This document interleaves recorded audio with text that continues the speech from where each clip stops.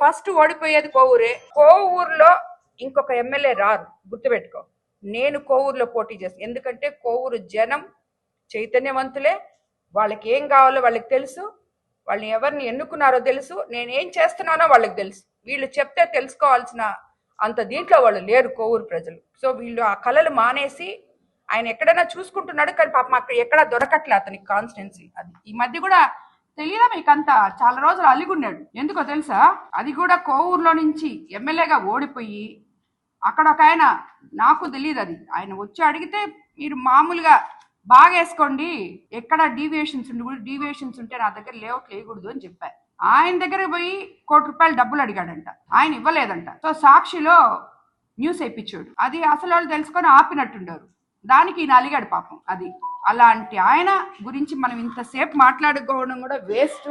నిన్న మాట్లాడాడు కాబట్టి, మీరు అడిగారు కాబట్టి నేను చెప్తున్నా.